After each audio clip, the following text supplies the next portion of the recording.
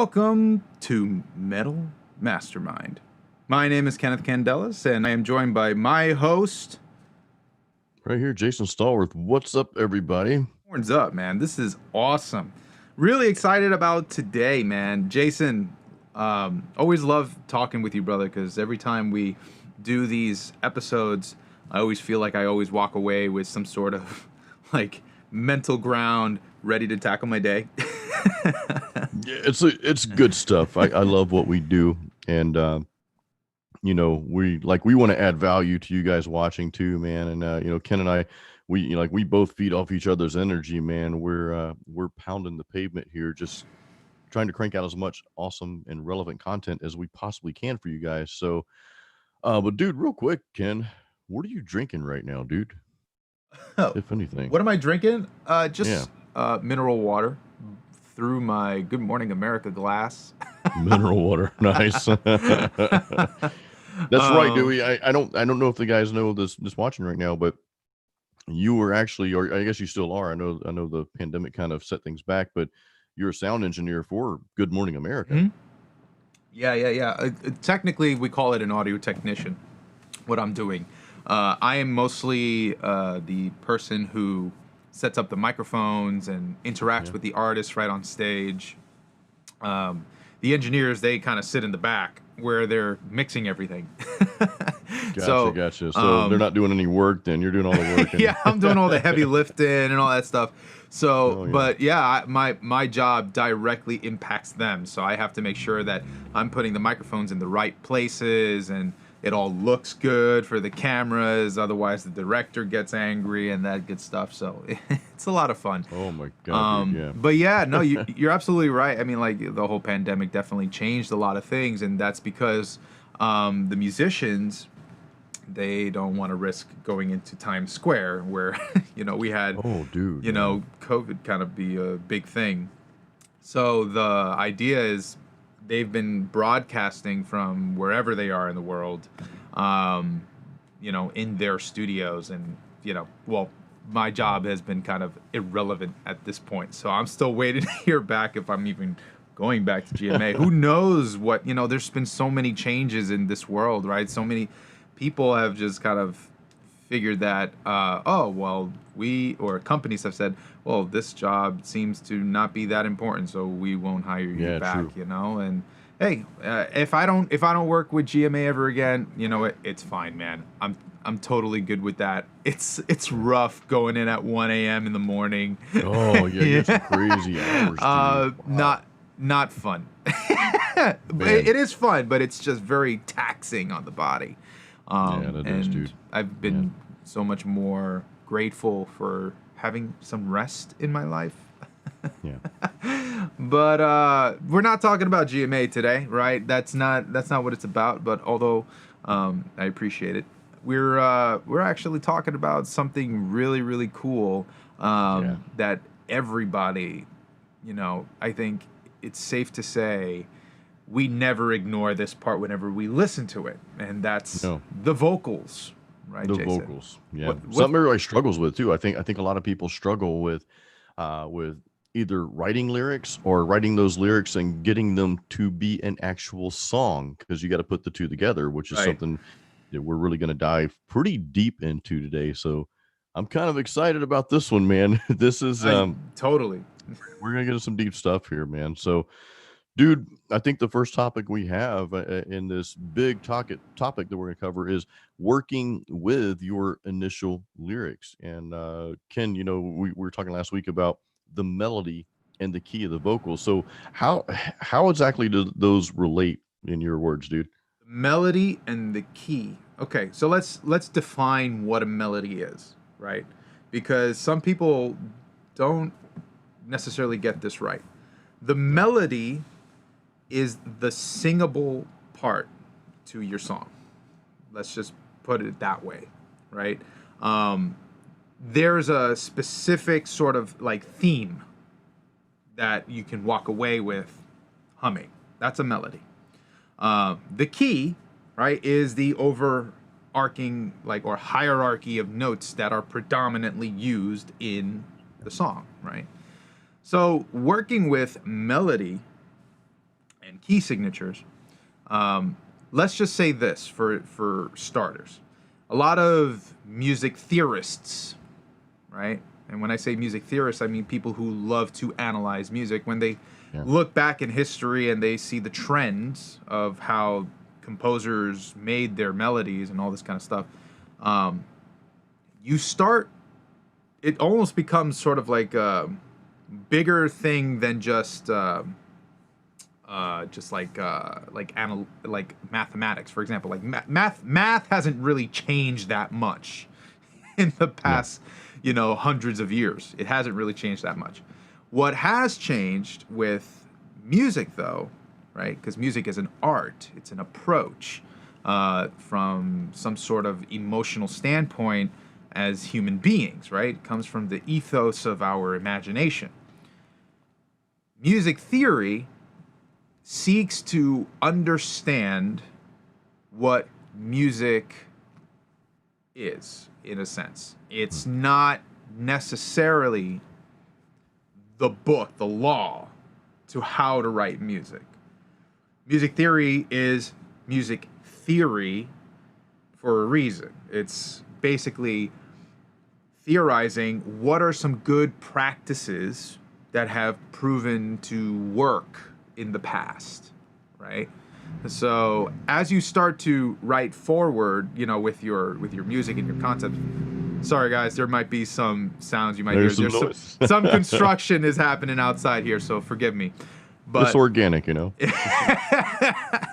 there's this sort of conceptual idea that comes with writing music, and nothing is necessarily wrong unless it's not necessarily intentional, right? If you intended for something to be very let's say dissonant or consonant, right, for that matter, dissonant meaning it doesn't sound very harmonious or something of that sort, then there's good reason for doing something very dissonant. But unless that wasn't your goal, then you could say, okay, you made a mistake, right? So how you look at it really, really depends. Because I'll even give you an example. If we go back to the early 20th century, where we started to see everything from Romanticism change into like Impressionism and Expressionism, and that part of history where you started to see World War I going into World War II and all that stuff. You had guys like Arnold Schoenberg who were literally taking melodic structure and completely destroying it for the purpose of expressing angst and anxiety, right? During a time of unsettling and war, right? It was very reflective of what was happening and looked very internal as to the chaos that was within human beings, right? Versus you have a composer like Debussy, who was a very impressionist, very flowery type of composer who was like, I look at the beauty of nature, right?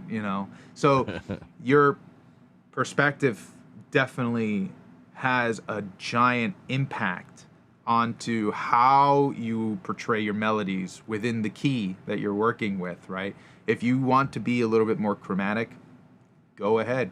I always like to put a little bit more emphasis on what do we call those? It'll come to me. Yeah, But I can't help you out there. I don't want to say analogy. It's not the right word. It will come to me though. But yeah, that's essentially you want to relate the message to what you're saying melodically. It's something we call also word painting. Word painting is taking sort of a lyric and having the melody match what's happening with the lyric. For example, ascending to heaven would be a rise of notes, right? You want that up, yeah. Right? Or if somebody's running, you would have very fast-paced rhythm to go along with that, in this sense. That's word painting. So what you described earlier, the two extreme styles, we went from like the soft and really emotional '80s power ballad love song to black metal, where kind of like, like you're saying, you want those melodies that you have with your lyrics, you want them to, I guess, tell the story in a way that the story's understood, how how it's seen through your eyes, and how you kind of want other people to hear it as well. Like you Right. said, things with the war going on in World War I, there's a lot of angst. So you've got some, I guess, I'm referring to black metal here, but black metal-y type chord structures going on here, in that style of music. Sometimes even the chords, they don't really make sense, but because it is what it is, it fits. You're like, wow, that sounded cool. I like it. It goes against the rules. And Exactly.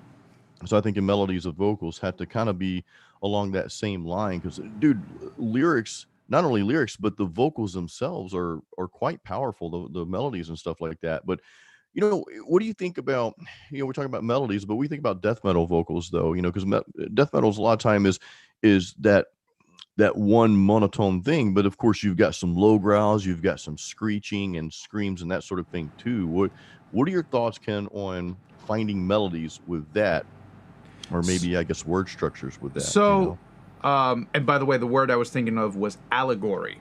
Um, Allegory. Okay, that's way allegory. too big for me, dude. I don't. So, I know alligator, but I don't know yeah. Well, allegories, just to kind of redefine it, it's like it's almost like analogies in a sense, but you're taking a situation and you're sort of interpreting that situation. Jesus. Okay. Sort of there was like some vibrations happening.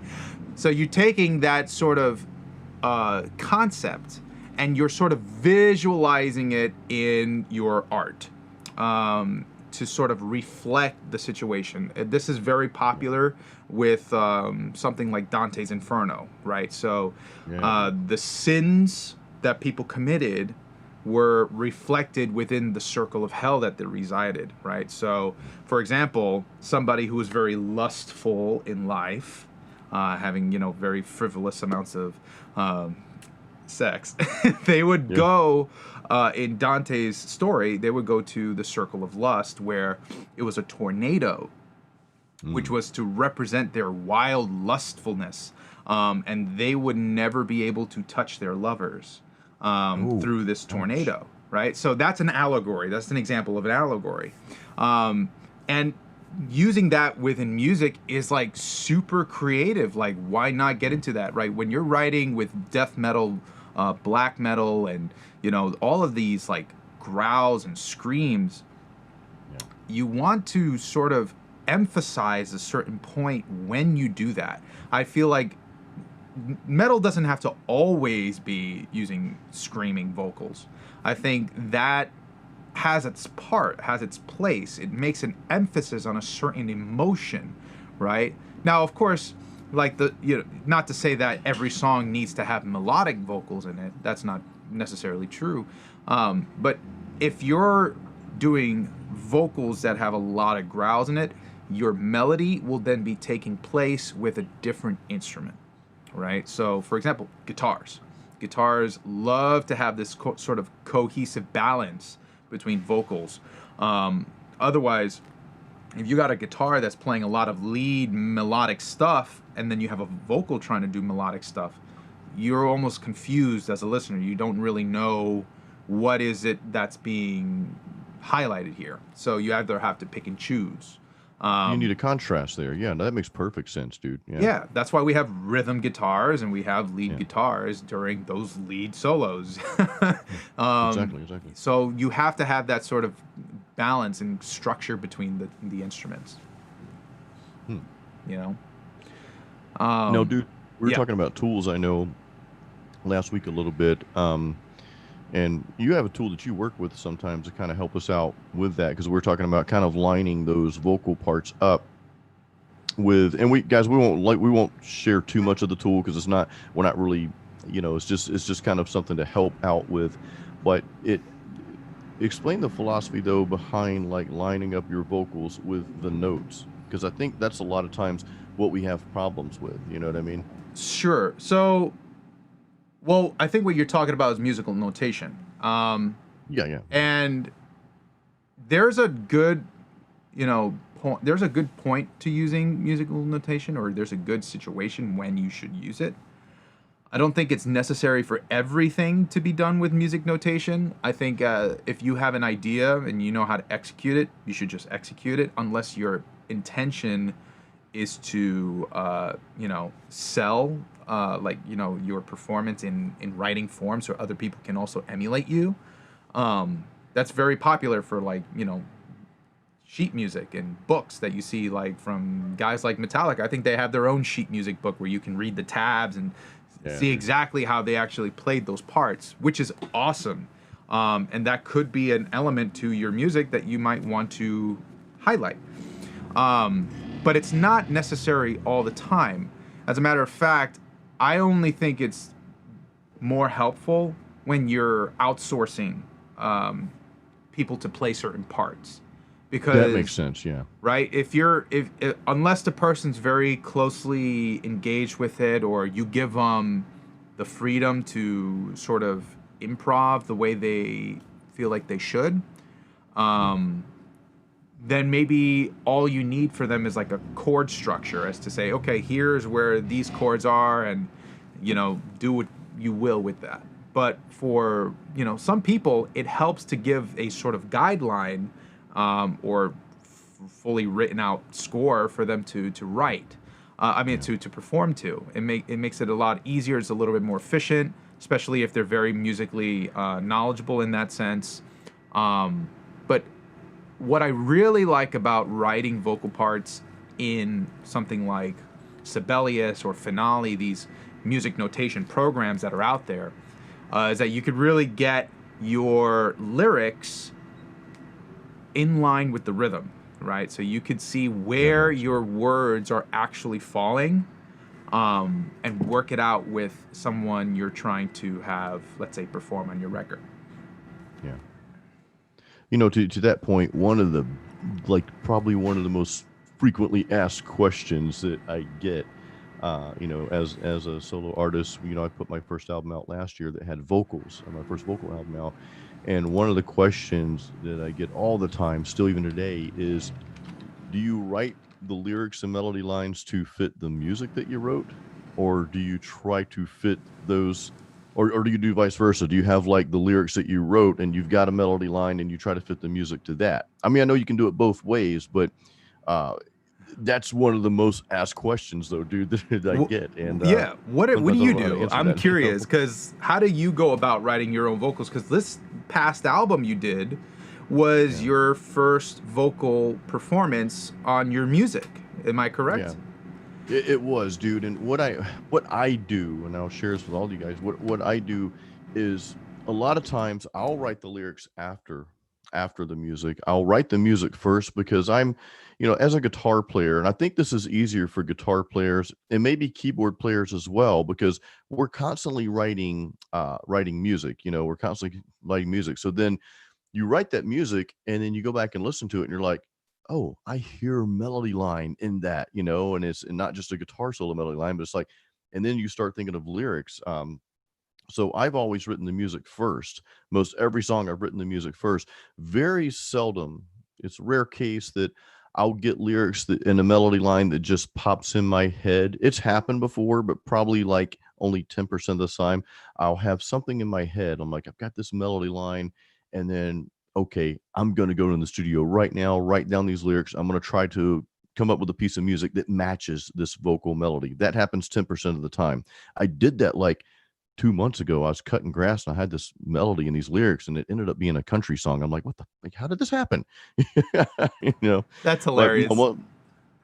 most of the time I'm writing music, though, because the album, the last album I had, that was, most of those songs were written like uh, 10 years ago, way before the album was released. A lot of the songs I'd written, and I'm like, I never did anything with this. And in fact, the album I'm working on right now, and I don't want to harp on my music, but the one I'm working on right now, Overcometh, was going to be just an instrumental guitar album. I was going to kind of go back to my roots, but of course it'd be a lot heavier. But then I was sitting in my car as I was, getting to the gym, and I was listening to this part, and I'm like, I started getting lyrics in my head that matched this part. I'm like, okay, well, that just changed everything because now I have to continue writing lyrics for the song because it was something that I really, and I say that to say this. I think when you're writing music, if you're a keyboard player, or guitar player, especially, um, bass players don't count. I'm just kidding. No, but if you're writing music, Or I think drummers. it's natural to like get inspired by that music because especially, and I know a lot of you watching now are guitar players. Um, I think you're inspired by that music though. You're like, you know what?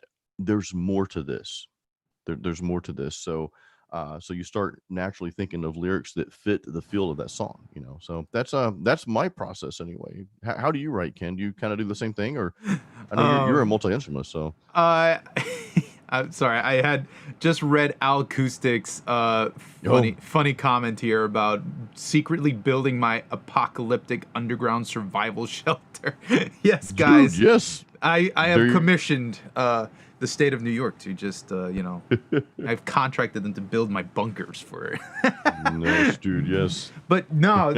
In all seriousness, man, my process is very much like I actually don't go to vocals first. I yeah, build everything around um, the instrumentation first, and I feel out where vocals can enhance the music, which is kind of backwards for a lot of people. A lot of people, they kind of start with the vocals first, hmm, and it creates a sort of idea for everything else to flow.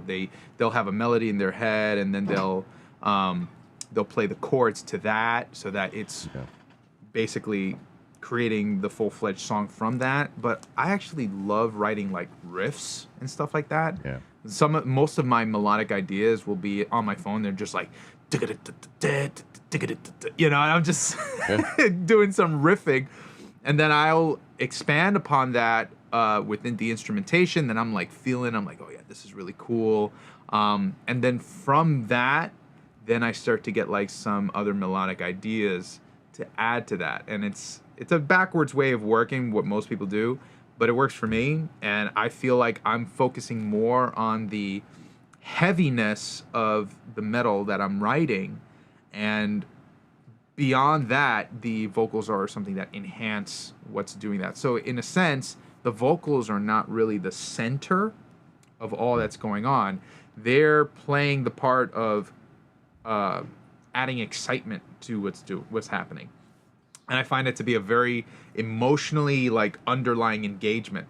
Because my listeners subconsciously, they always tell me that it's something that like they're feeling this emotion which they can't necessarily describe.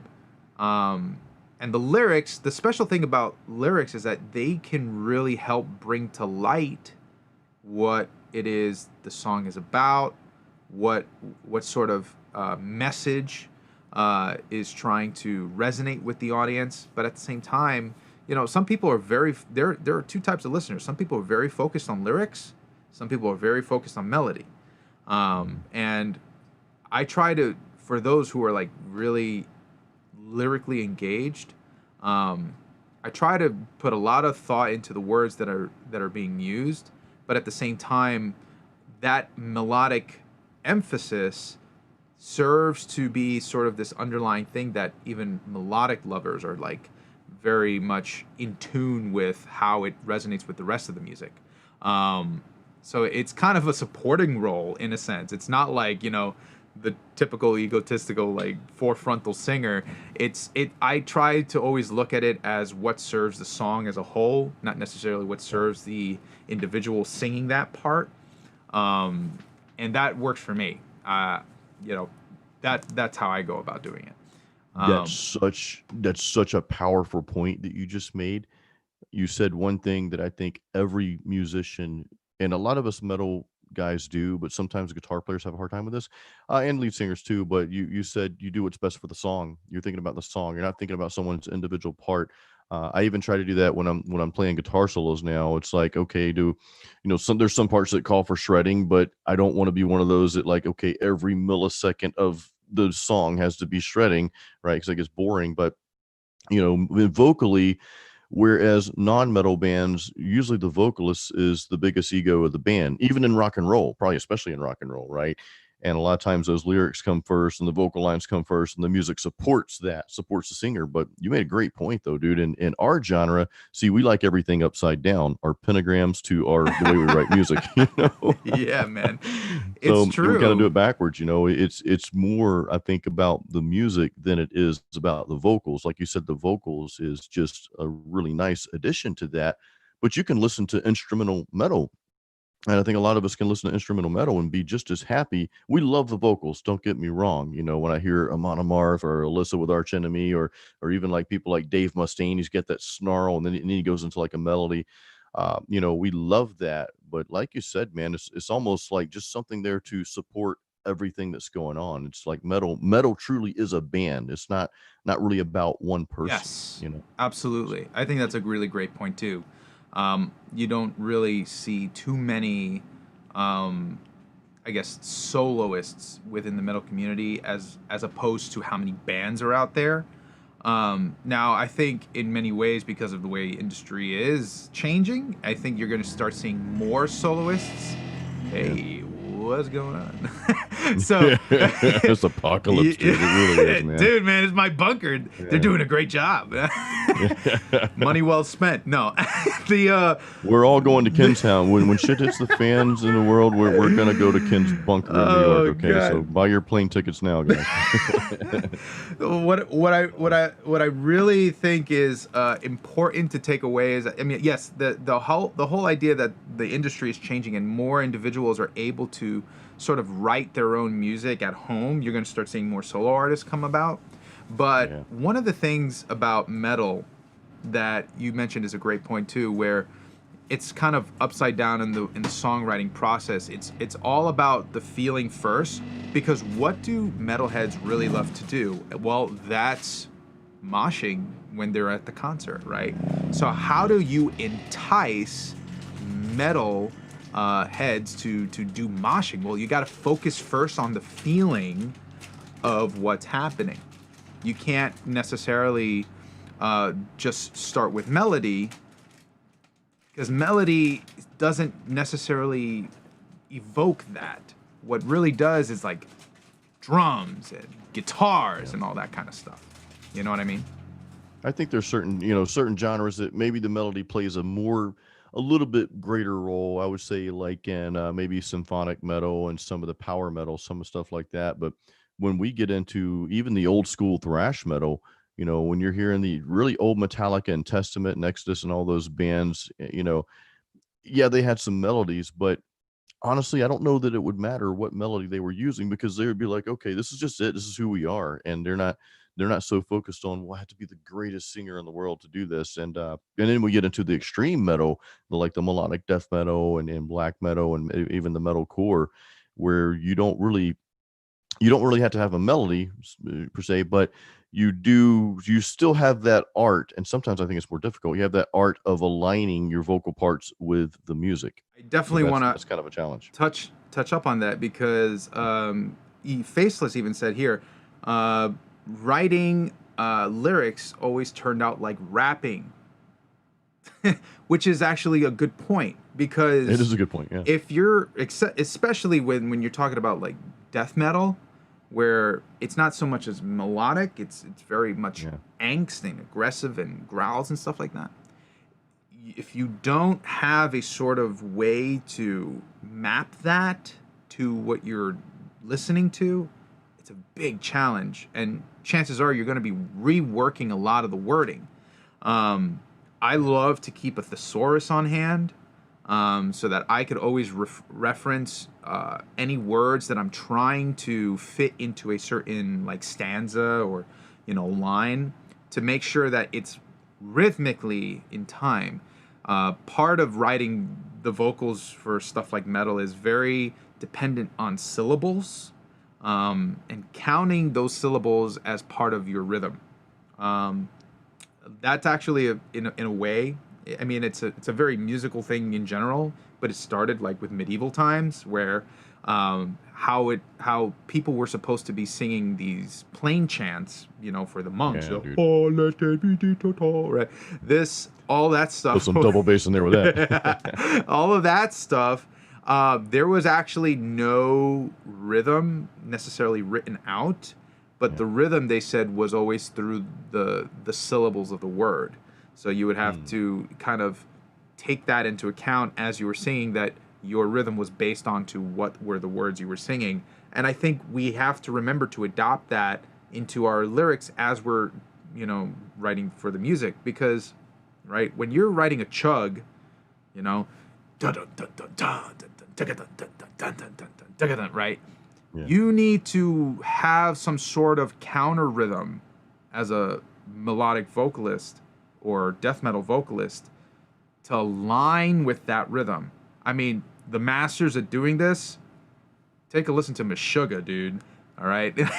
Yeah. Those guys know all there is to rhythm. Or like Tool, for example, is another great band that really knows how to work rhythm and melody together. So these sorts of masters, they pay attention to the syllables and the rhythm of the music, and aligning that and creating sort of these like polyrhythmic counterparts that make it very interesting and still fit within the sort of mathematics of the rhythm, which is really quite interesting. Um, Most of the time, when you hear something, let's say like a very melodic guitar line, you might hear a more drawn out sort of vocal, so that that guitar line can be, you know, kind of highlighted, and vice versa. When you have a very melodic bass, not melodic vocal line, all the guitars and bass and that stuff, they will be much more, a little more rhythmic and static, so that you have that juxtaposition kind of happening.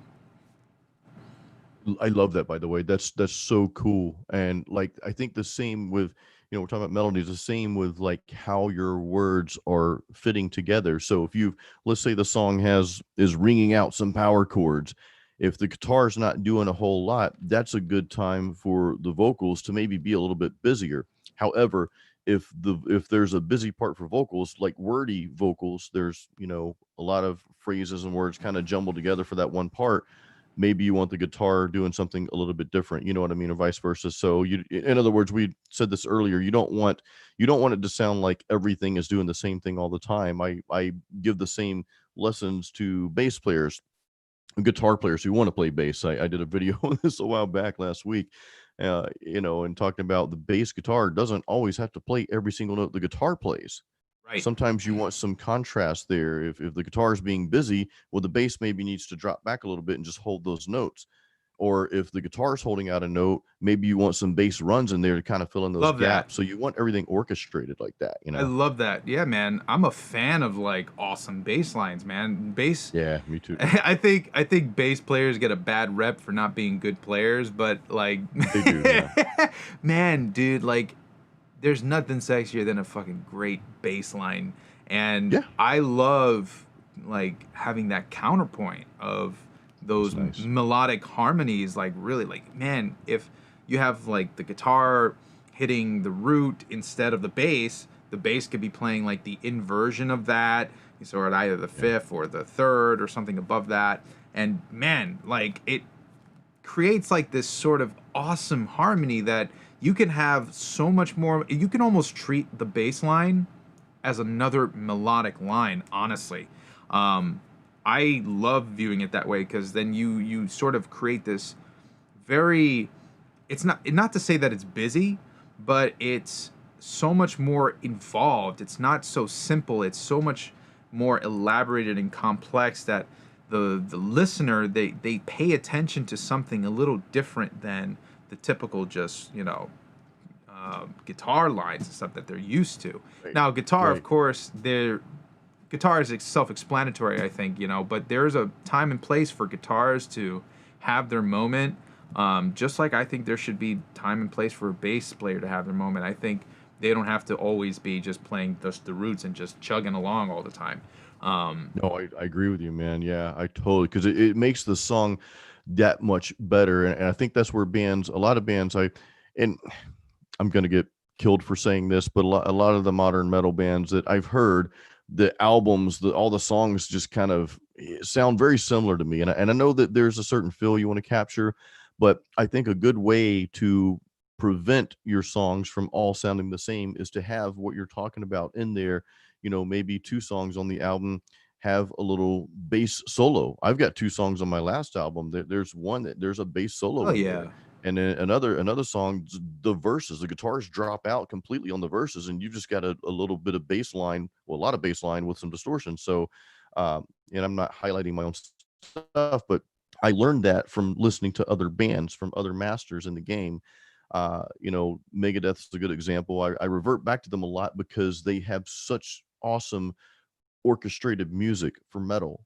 Dave Ellefson on bass, he's, Peace Absolutely. Sells. I mean, crap. Yep. MTV used that. You guys remember, Yep. well, some of you are too young to remember MTV when it was actually good, but Yeah, I was a '90s kid, man. I remember MTV. you remember that, dude. Yeah. So they Absolutely. used Dave Ellefson's bass line for Peace Sells. I mean, Yeah. that goes to show you right there the diversity that you want to bring to your music with the different instruments and let them highlight. I know we kind of got off track with vocals here, but it's extremely relevant though. I What think we've I kind of think it's all together, man. Because like if you want to write good vocals, you have to have everything else in place to yeah. enhance what the vocals are supposed to do.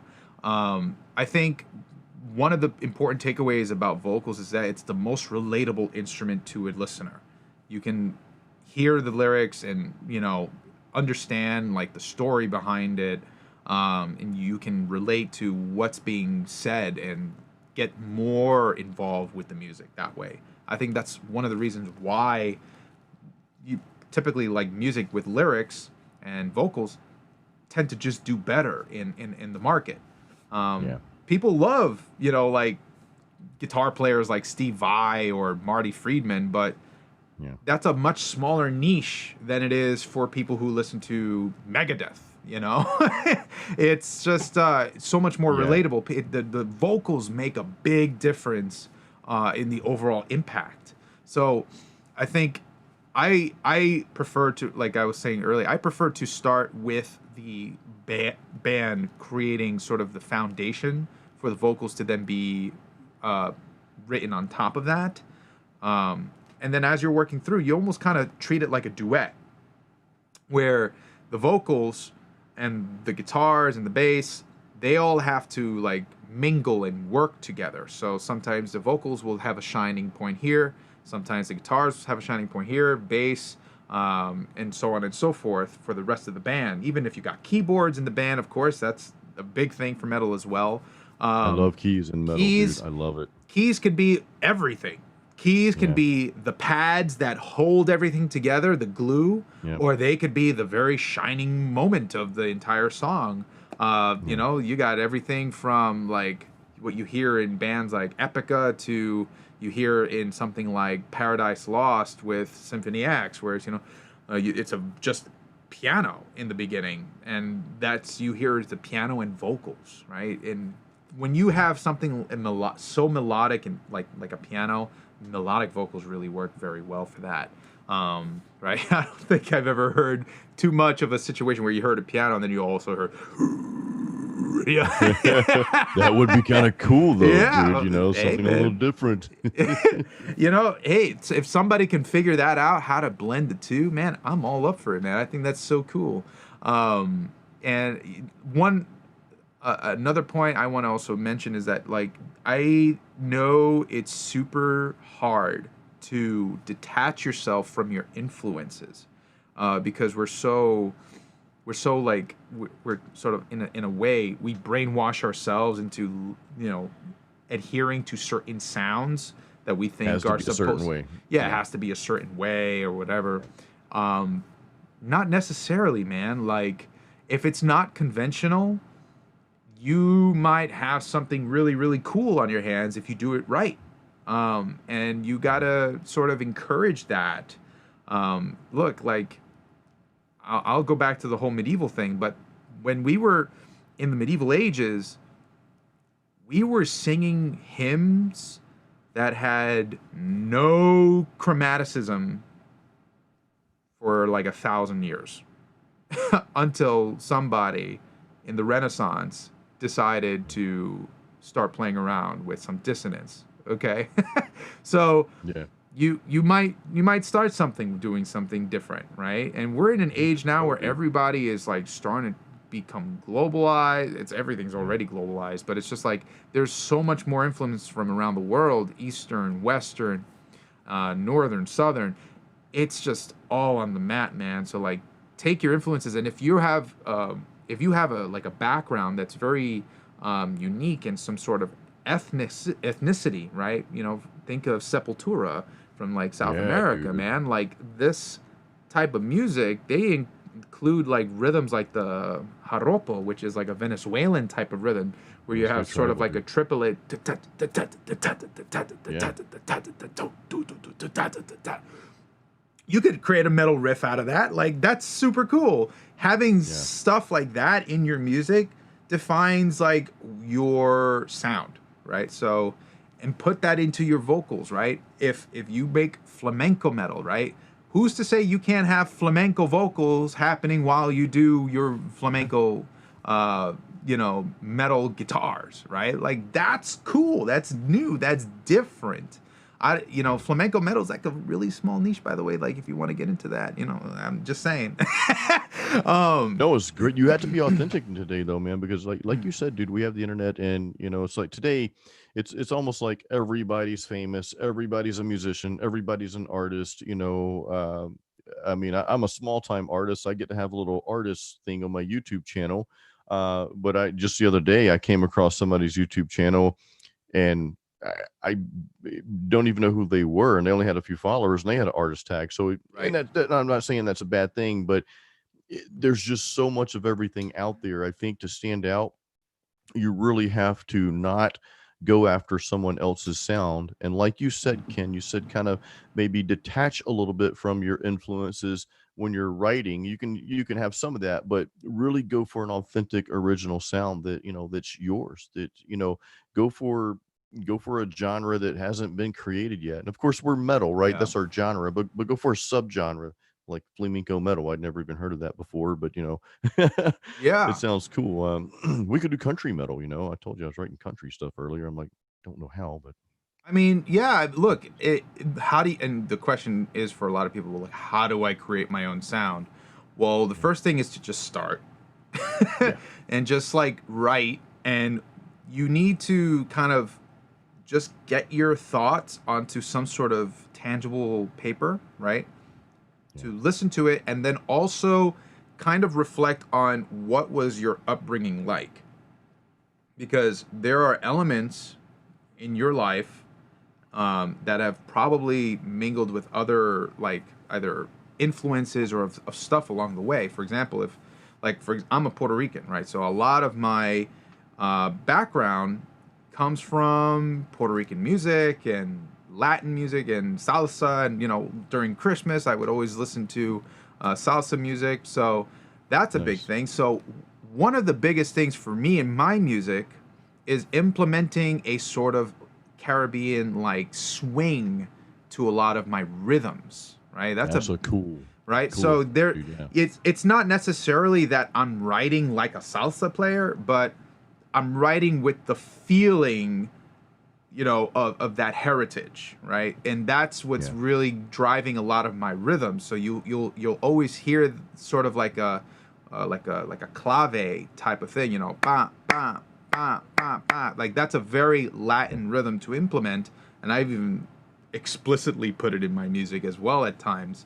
So yeah, you kind of just harp a little bit more on that. Like, what is your background? Bring that out a little more. That's really, really cool. And you might find that the influence of your heritage might not necessarily either in one specific department will influence how you're creating your stuff. Because, for example, like I love Disturbed, I love Metallica, I love Nile, I love all these, like, in Dream Theater, all these different bands Niles, that cool. I get a lot of timbral influence from. Like, so the Yeah, sort of colors that they're using, and progressive metal has a lot of keyboards, and symphonic metal has a lot of strings, right? Strings and orchestras are not necessarily a Caribbean thing. So I have that, sort of European music influence because I was classically trained, but I also bring into that my Caribbean influence with the aggression of metal that I love to listen to, right? So you got to kind of think about that a little bit, right? What do you really like? What's your upbringing? How do those two relate? And when you approach something, you got to think about what that approach is into how you're formulating the idea. You might be surprised as to what you kind of find, and don't worry if you don't understand it immediately. Like, this is something that happens over time. I had to release my first album to really kind of see where my style really landed, like what was me. I needed to experiment, and my first album was very much a giant experiment of me trying. By the way, I did try flamenco metal in the first album and it Nice. was fun, but it's not all that I do, but it contributed to what I do now, right? So That's a that's good point. Leads me to the point. Acoustic has a question here. I want us to address too, because along with what you're saying, Ken, he's asking, if you're not known, shouldn't you keep your songs 2.5 to 3 minutes, and then when you become famous, do 7 minute songs? Because I think a lot of us metalheads, we kind of miss those longer songs, man. Like you're talking about Metallica just now. A lot of their songs had these super long intros where it's just metal jamming for a little bit before you even hear the vocals, which kind of extended the song to be like 7 minutes and all. Acoustic, my opinion, and I'll see what Ken says about this. My opinion is, do whatever it is that you want to do, man. I I used to yeah. think differently, and I've gone back and forth. I'll be honest with you. Sometimes I can be a walking contradiction to myself, but I there is that part. It's like, okay, well, I need to appeal to get myself out there. But I think in metal, I think if your music is really good and just high quality music, I don't think it matters if the song's 2.5 minutes or 7 minutes. I think that you put it out there, you believe in yourself, and then you find the right subgenre niche to promote and market to. That's going to be your thing. And marketing's a big part of that. No, we're not really talking about that today. Ken and I will get deeper into that, but you can write the best 2.5 radio friendly song ever, but if nobody knows about it, they're not going to hear it. So in the Yeah. metal world, my suggestion is to write whatever's in your heart, to do that. Now, you may not want to make every song in the album 7 minutes. You may want to have a 2 minute song in there and some 5 minute songs. Ken, what are your thoughts on that, dude? Dude, that's a huge misconception. And by the way, Faceless, yes, Skindred, fantastic. um, there's a huge misconception when it comes to writing 2 to 3 minute songs, and thinking that, oh, we got to write that because that's what people are gonna gravitate to. Right. When the real reason for why people even did that was because they needed a certain allotted amount of airtime on radio. That was why they did it. So it wasn't necessarily to say that was going to necessarily draw in more people, because on a real note, people tend to like a little longer songs because they can feel and they can get kind of into it more. They don't have to Yeah. constantly keep like putting it on repeat or going back to a certain chorus to hear a certain thing. People like to see ideas like flesh out. People love stories. That's just what it is. So if your music is captivating enough to do that, I think take it from what Mike Portnoy from Dream Theater kind of said, which was basically that we write songs until they're finished. We don't write songs to fit within a box, right? So if it needs more, it needs more. And Yeah. you need to just see it through. If you feel like you need to make a radio edit from one of your tunes, that's totally viable. You could totally do that. But I wouldn't necessarily take away the potential of what it could be. And I think if you feel like you need to see the whole picture first, and then from that you need to cut away, I think that's a better approach to getting down to a sort of radio edit. That's why they call them radio edits, because those songs, they were longer, they were more flushed out. And you kind of hear that when you hear the radio edit. It's kind of like, oh, they only basically got like the choruses and some of the verses to kind of condense the music and make it more simple. Um, but who's to say you can't do it, man? By the way, that's a radio thing, right? Like I was mentioning, Radio's dead. radio's like pretty much dead, man. So like you got all the freedom in the world to write whatever you want, man. And somebody, I guarantee it, is gonna love it, because Let me just say this though, like you don't want to extend the song just for the sake of making the song longer either. There's just to give you that other side real quick. Sure, You know, absolutely, we get caught. I think we box ourselves. We're like Alice in Chains. We're a man in the box. We put ourselves in that box, right? We box ourselves in saying, well, this song needs to be 3 minutes or this song needs to be 7 minutes. I say just let it organically fall where it falls, because I've been guilty of this too, trying to make a song a little bit longer. And it's like, I've got one instrumental track coming up on my album that I'm writing now. It's a little over 2 minutes. And I right. tried to add to it, but it just didn't capture the same feeling, you know.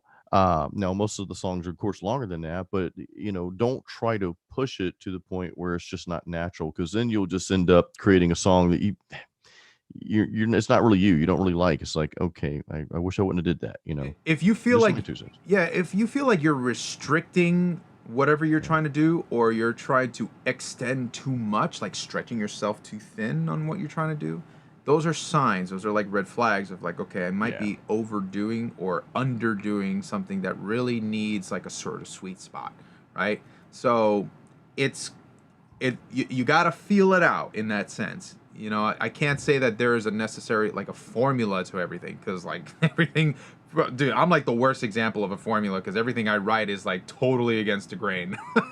But Which is great though. but in a sense, it's like that. In that sense, this is where your intuition comes in, where you have to take your emotional empathy as an artist, right, and listen to what it's trying to tell you. And if it's saying, look, I really need to sort of expand upon this point, or I really don't think, I feel like I start to get lost at this point, well, that's a good sign that, okay, you're either overdoing it or there's still more work to be done. And that's cool. You got to just kind of get to know that part of yourself for that, if that makes any sense. That makes perfect sense, dude. And I mean, yeah, just be authentic.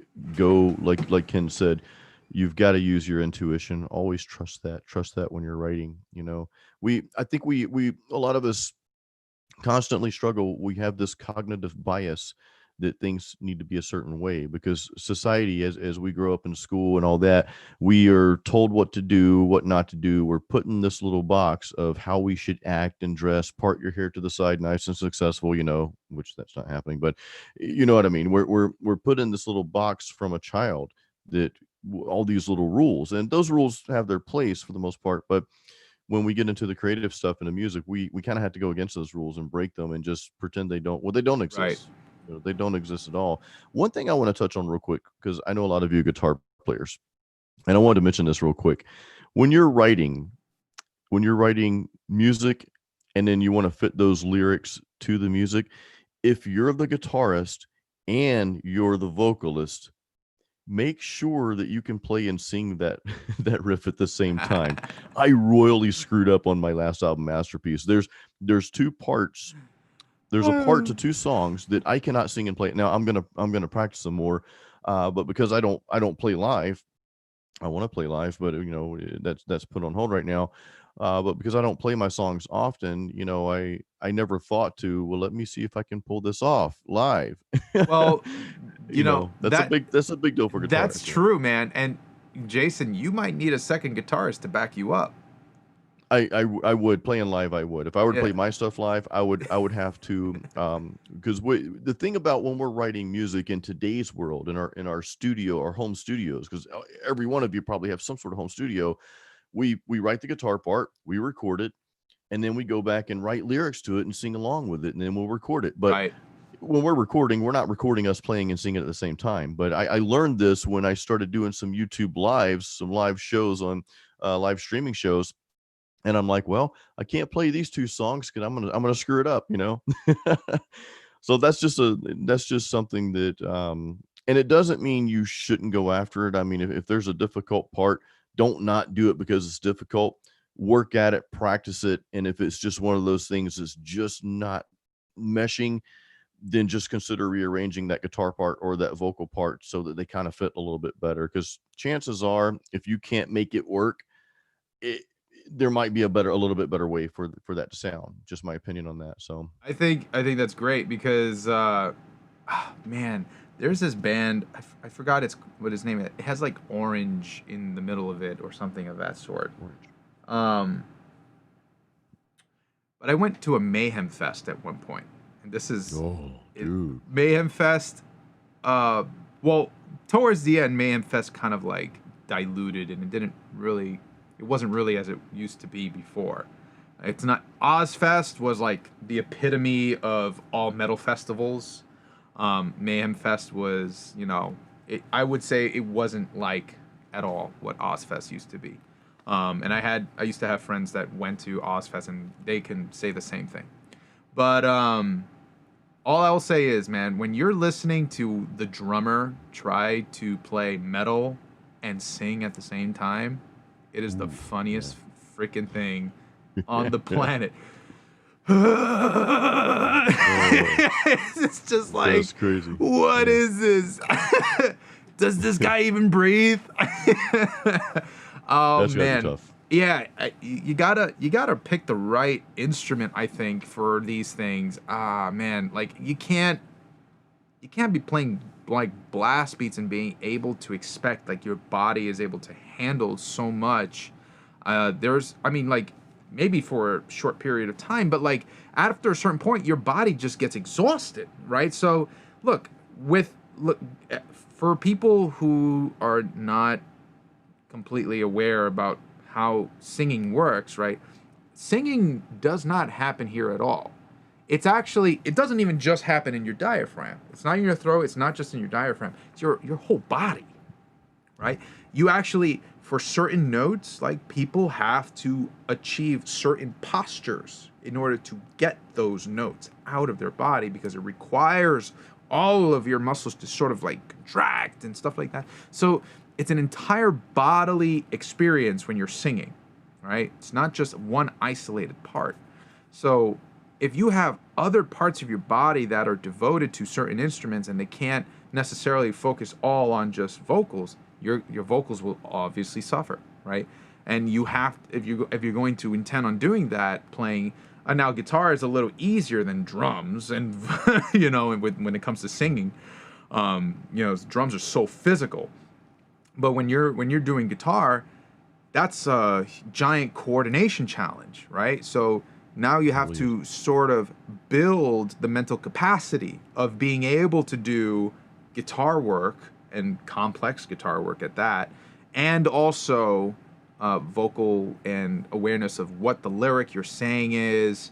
It almost has to become just muscle memory. You have to rehearse it to the point where it's muscle memory and you don't really necessarily think about it like analytically at the moment. You're just kind of going with the flow. You have to train your body to do that. And of course, guitar work can get very physical too. If you're playing really fast passages on your music, your forearms can tense up, so that adds more stress on the body and all this kind of stuff. It's really important to have that sort of awareness of when you're rehearsing and you're practicing this kind of stuff, you're taking that into account. Unless you're Dave Mustaine or you're Alexei Laiho. He's phenomenal. I'll be honest, like I can play some of Megadeth and Metallica stuff and I can sing it, but I can't do a lot of that stuff at the same time. And I'm sure I could work on it. I think that I don't ever want you guys to think that you can't do something. Don't accept your limitations. Don't argue for your limitations, or else you get to keep them. If you practice at Yeah. something long enough, you will get it. But I'm just saying, for me, because I don't practice that stuff all the time, I would really have to work on that to be able to pull that off. So that's they have a lot of talent to be able to do that. Now, one thing I'll mention is you may write some complex rhythms and sing something along with that, and because it's you and you're writing that together and you're singing and playing that at the same time together, that might be difficult or close to impossible for someone else to do it. Be- and it leads to my point in, when you're trying to play other people's music and sing it, don't get discouraged if you're having trouble with it, or just even throw in the towel with it. Don't get discouraged about that, because those people wrote those songs. That's their song. You Right. know what I mean? So they play it and sing it the way it felt natural to them. So I want you guys to remember that when you're writing, play and sing what's natural to you, but do practice if you're the singer and the guitarist. If you're not, don't worry about what I'm saying. Just kill it. Kill them all, like Metallica. But if you're playing and singing at the same time, then I encourage you guys, as you're writing the song, play your guitar and sing those parts at the same time.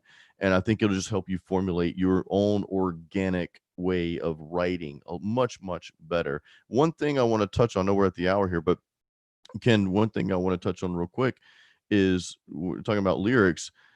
A lot of people think that metal lyrics have to be dark and kind of satanic-y and that sort of thing. Uh, And some of them do. A lot of times that fits, but don't ever pigeonhole yourself in what to write about or not to write yeah. about. Kind of the same thing we talked about earlier, all these little rules and these boxes that we put ourselves in. I mean, you're probably not going to go around singing, if you're happy and you know it, clap your hands in a death metal voice. But what I'm saying is, don't pigeonhole yourself. You know what I mean?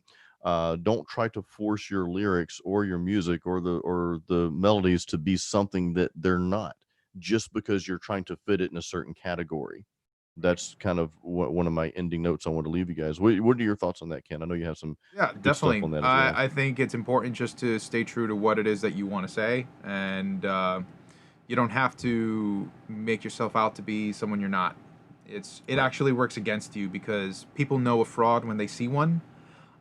So the moment you do that to yourself, then you kind of doom your whole persona and whatever you're even trying to achieve. Everything becomes irrelevant because now everybody looks at you and they think fraud. Yeah. Yeah. So you want to stay just as true to what it is that you're all about with your content. Say your own message, say your own voice. Look, if people don't like you, that's fine. Look, you have your own audience that you tailor to. Um, Right. you don't have to go out and please everyone. That's just how life is, right? You don't. Not everyone's going to be happy with what you're doing. So Yeah. just do what is right for you, and don't try to put on a mask that really doesn't reflect what it is that you actually believe in, right? And that's about That's what I have solid. to say about that too. Yeah. And Uh, the last thing I also say is, if your bandmates are not in line with that content either, right? If they don't have the same passion for that content, um, Kick then them out. yeah, kill them all. Just Yeah, kidding. kill them all, dude. Yeah, that's what I'm saying. No, but you're absolutely right, though, man. And I know that sometimes bands, and in bands, you do have to compromise. Ken and I talked about that actually in a recent video, but I think we have that in a blog post as well. But so, yeah, there are compromises sometimes. But if you have a message and you're the leader of the band, and I think a lot of you guys on here may be somewhat in a leadership role in your band, or you're just a solo artist. But if someone's not in line with what you really want to do, I don't know that you should try to force that to work either, because Or it's going to do two things. It's going to take away from what you really want to do, right? Um, but you're also going to be putting something together that you're just not 100% on board with. You know what I mean? So, yeah, and you it doesn't mean you shouldn't take other ideas from, and suggestions. That doesn't mean that. But if somebody's just not on board, if they like, if you want to write like positive lyrics, for example, but the other person in the band wants to write about, I don't know, dragons or something, and you just don't want to do that. You know what I mean? There's really not any compromise to happen there. It's just it's best to go. It's best to be like Journey and go your separate ways. Yeah, and if guys, if you're curious as to, go deeper into that subject and to how to, formulate a successful metal band, we have a couple videos on that. So go ahead and check out those videos in our YouTube, and we have a blog post dedicated to that topic as well. Yes. Guys, we're gonna constantly be talking more about this kind of content, talking about how to do certain things, how to think about, going about approaching in tackling your life and stuff like that, and as well as musicianship and engineering as well if you're into production. Guys, you get that all here at Metal Mastermind. So what we're trying to do here is enhance the community and do better for themselves, make better music, right? We live in an era where there's so much potential for the indie artist, and we want to sort of nurture that for you, and help you grow. So if you guys have any like questions or comments, definitely feel free to like message us. You could either do that here on YouTube. You could also email us at hornsup@metalmastermind.com. Feel free to send us like comments. If you have an idea, if you have something you want us to talk about, let us know, man. That's really, really cool. Other than that, if you haven't already, and I know some of you here already have, we do have a free guide to the Ultimate Home Studio. Make sure that you go to metalmastermind.com/join. You'll be put on the email list. We like to send you guys updates, and you'll see new blog posts sent to you via email, so you can read up on those things like we talk about here on the live show in more detail. So, and also something that you can walk away with. Always seeing on paper is kind of nice to always see that. And we will always be updating you and giving you new information. And by the way, every Monday we're kind of doing this new thing where we're putting in plugin reviews and things about the DAW. So lots of new content here on Metal Mastermind coming your way, man. There's going to be some really, really cool stuff that you're going to see along this journey with us. All right, so thank you. I just spammed the crap out of everybody just now in the comments. So look at those links. Good. That last link there is the free guide. Guys, I know a lot of you probably watching right now are signed up. If you're watching this later after the live, go to that link, sign up. We'll send you a free guide. If you'll do us a huge favor, though, is take that link, copy that link for the free guide. It's the free recording guide, home studio guide. Just copy that link and share it on your social media, or email it to your friends or whatever. That will just kind of help spread the word about what we're doing. We are doing the work of God here, the work of other gods. And we really we want you guys to. Ken and I both have a heart for seeing people succeed in what they're doing musically. Whether it's great or small, success is success, and it all means a different thing to people. You know what I mean? So we really have a heart for you guys and everyone who wants to succeed in music, and that's what we're here to do. That's why we created this whole thing that we've done. Ken and I both have many other projects outside of this going on that are more geared towards our livelihood, but we started this. This is a passion project, and it's something that we'll probably do for the rest of our life, man. Because when you're a metalhead, you don't just hey, I'm old now, I gotta stop listening to metal and listen to smooth jazz or whatever. No, you're a metalhead for life. You know what I mean? So, absolutely, guys. So it does mean a lot whenever you guys give us like a thumbs up or like, because it does help the channel get a little more exposure, and subscribing. If you don't mind doing that, that would be really, really great. Awesome. That being said, guys, you are a fantastic audience. We love talking with you all. You guys give us a lot of entertainment for this show. Yes. I love the comments in there. We had some great comments in there. Yeah, absolutely. I mean, I'm still waiting for that wrecking ball. Don't know about it. So anyway, thanks guys for coming on Metal Mastermind. I'm Ken Candelas. This is Jason Stallworth. And this is all horns up for everyone. All horns up, guys. All right. See you next week. See you next week.